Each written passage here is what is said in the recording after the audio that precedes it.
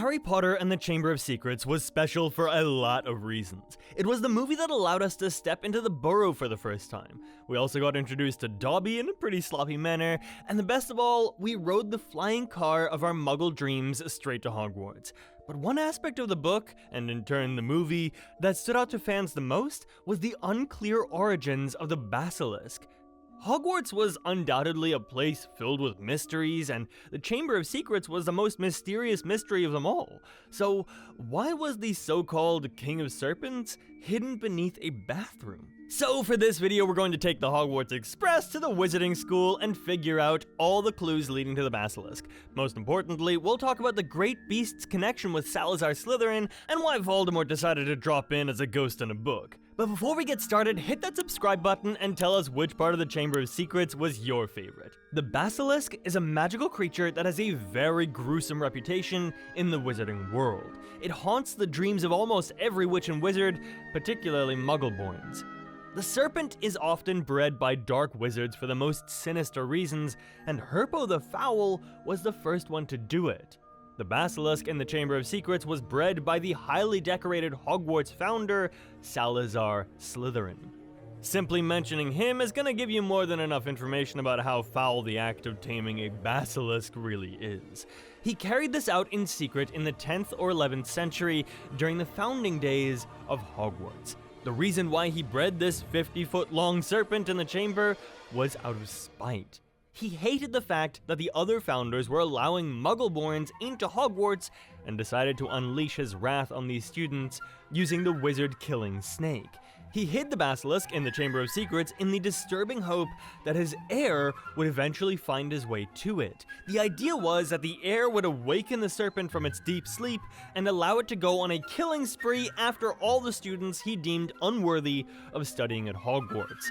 His wish eventually came true when Tom Riddle appeared in the picture, and while there were a lot of wizards and witches that came before Riddle, claiming to have spoken to the monster roaming in Hogwarts, it is believed that many of them were never really able to unleash it.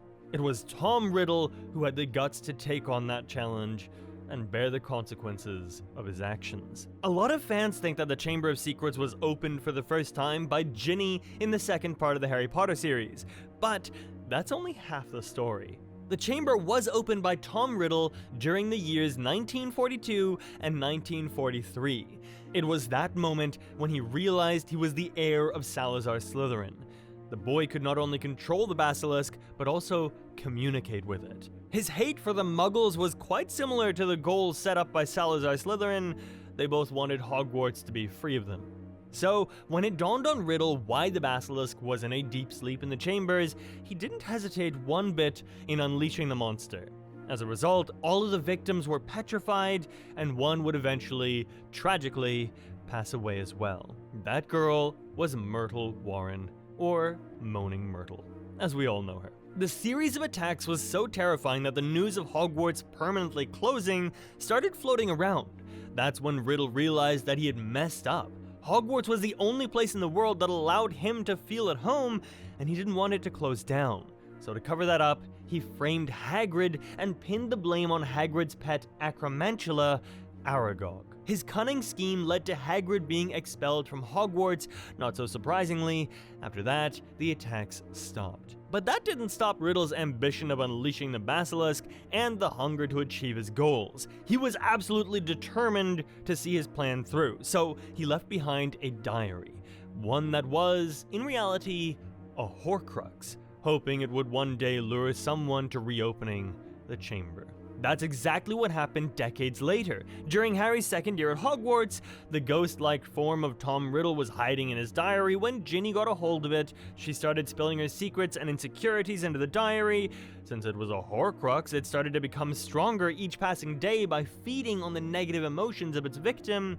Ginny had no clue she was helping Riddle transform his ghost-like body into a corporeal form. However, this time, his greed for killing Muggles was slightly overcome by his desire to kill Harry. That's why a lot of Muggleborns got out of a potential massacre alive and breathing. On the other hand, Harry, with the obvious help from Hermione, had figured out that the Basilisk was using pipes to go around Hogwarts and petrify students, so he managed to get to the chamber and met with Riddle, who ordered the Basilisk to kill Harry. That's when the battle between Harry and the Basilisk started. It was a pretty long and tiring fight, but Harry managed to win against the giant serpent. He used the sword of Gryffindor and killed the Basilisk. The sword had gone through the roof of its mouth and absorbed a little bit of the snake's venom. The Basilisk may have died and been left to rot as a skeleton in the Chamber of Secrets, but it sure served its purpose in the years to come. This is exactly why the sword worked so well against multiple Horcruxes, but there's still an ongoing debate on what actually took down Nagini. Was it the strength of the sword itself, or was it the Basilisk venom it had absorbed? What do you think? Drop your thoughts in the comments, and if you're still watching, don't forget to subscribe here. Here are a couple of theories about the Basilisk that might convince a few of you. According to some fans, it is believed that the Basilisk was actually a weapon of defense at Hogwarts, in case something went wrong.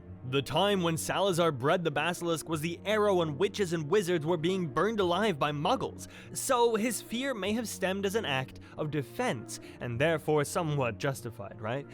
It may or may not be true, but this definitely brings the evil dark wizard Salazar Slytherin into a whole new light. One theory that left every fan in the Harry Potter world stumped was the fact that the Basilisk was probably not capable of killing anyone. You remember the time when Tom Riddle unleashed the beast onto Hogwarts during his 5th year. At that time, almost every victim was petrified, but only one person was killed, and that's Moaning Myrtle. According to this theory, it is believed that she was not killed by the Basilisk. Instead, she was petrified just like everyone else, but Riddle killed her. Why, you ask? He wanted to create a Horcrux. Which one? Well, the diary, of course. He manipulated everyone into believing that the Basilisk was responsible for the girl's death, when in reality, it was him all along. This is also believed to be the point when he began creating Horcruxes. Do you think this theory holds up? If we ignore this theory, though, then can we simply admit that we don't know any stories where the Basilisk killed someone? In the history of the wizarding world, there aren't many instances that can be called upon to confirm this theory. However, there is a little something we know about the venom of the Basilisk. The poison secreted from the fangs of the massive serpent was extremely powerful. It could take someone's life within a single minute. The person would feel drowsy at first, and then have his vision blurred. Ultimately, after these dire symptoms, the person would die. This may be true for most snakes, but there was one thing that crowned the Basilisk as the king of the serpents. It was the mere fact that it was known to destroy Horcruxes. On top of that, it was durable. The dead Basilisk in the Chamber of Secrets and its venom helped Harry and his gang destroy Horcruxes beyond repair even after years had gone by. The only known antidote to the venom was the Phoenix's tears, something that saved Harry's arm from the poison during the battle with the serpent itself.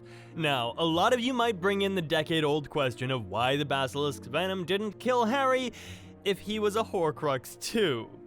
The answer to that is simple. Harry wasn't damaged beyond repair, unlike the other Horcruxes. If he had been killed by the Basilisk's fangs, then it might have been a different story.